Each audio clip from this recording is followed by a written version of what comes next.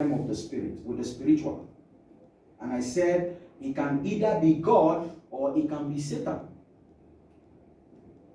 Are you getting what I'm trying to say? Yeah. Because God can give you wealth, Satan can also give you wealth.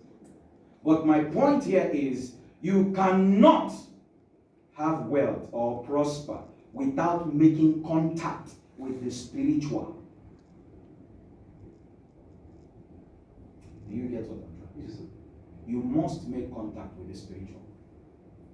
So we see in Deuteronomy chapter 8, 17 to 18. Please, sweetie, open for me. Deuteronomy chapter 8, 17 to 18. The God factor there, which is connecting to the spiritual. God is a spirit. Those who worship him must worship him in spirit and in truth. Everything came from God, who is a spirit being. Everything came from God, who is a spirit being. So you must have a connection, your source. You must have a source in the realm of the spirit, a spiritual source that can be traced to your prosperity or wealth. So Deuteronomy chapter 8, 17 to 18. Please read for me. Otherwise, you may say in your heart, my power and the strength of my hand made me this wealth. Verse 18. But you shall remember the Lord your God, for it is he who is giving you power to make wealth, that he may confirm his covenant which he swore to your fathers, as it is this day. Stop. Did you get that? Yes, it's quite clear.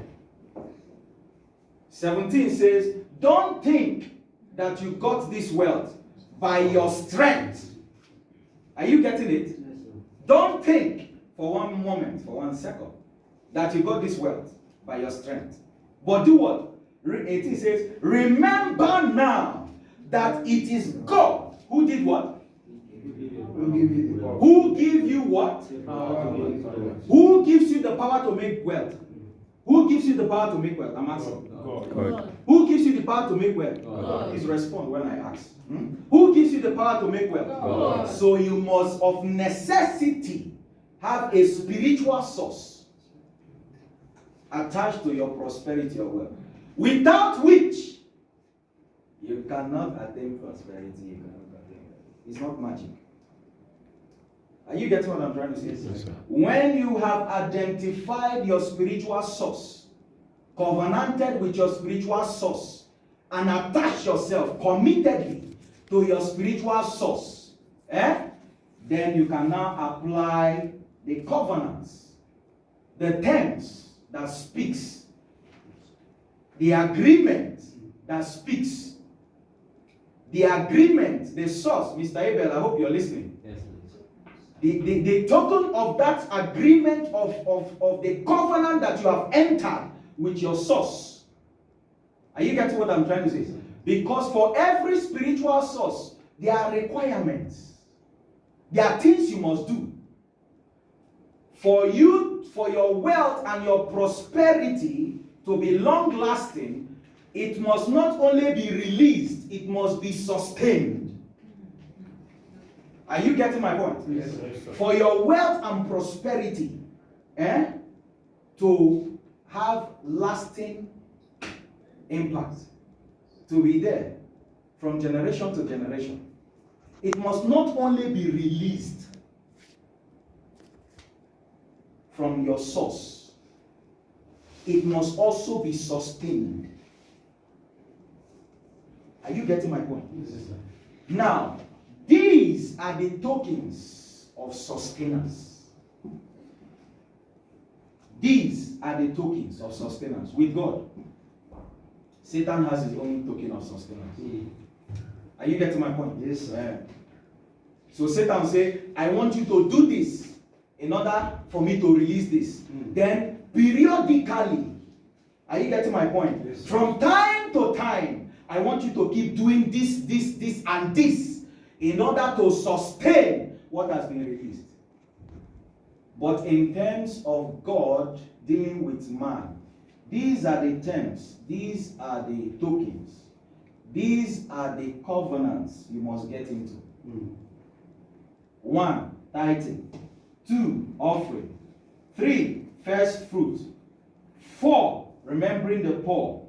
5, giving to the widow and widowers. These are the covenant terms for spiritual release and sustainability. These are the terms for God, who is now your source, who you now draw prosperity and wealth from. This is now his terms. Malachi chapter 3, 8 to 10 talks about tithes. Malachi chapter 3, 8 to 10. I want you to please read it. Malachi chapter 3, 8 to 10. Will a man rob God? Yet you are robbing me. But you say, in what way have we robbed you? In tithes and offerings you have withheld. You are cursed with a curse, for you are robbing me, this whole nation.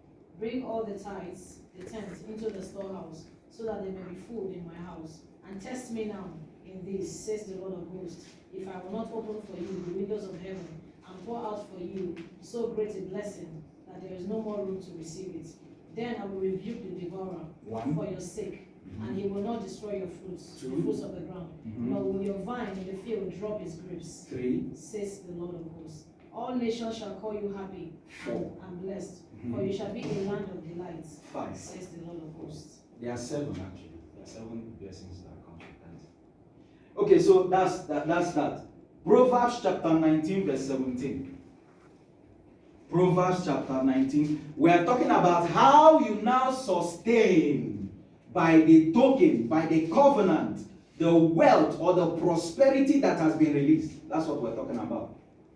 Knowing that it is coming from your source and you have entered a covenant with your source. These are the terms of the covenant. These are the things that you do to sustain, to uphold, to keep.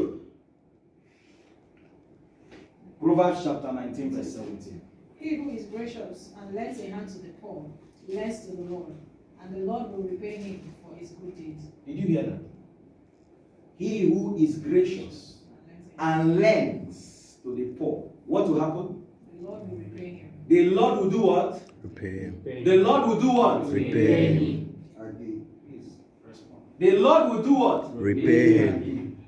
So do you now understand why people like Bill Gates, the Lord is repaying them again?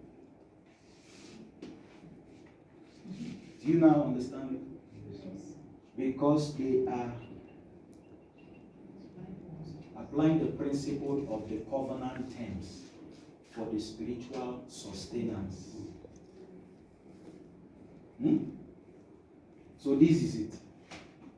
So when you talk about prosperity, you must have a spiritual source, a spiritual channel,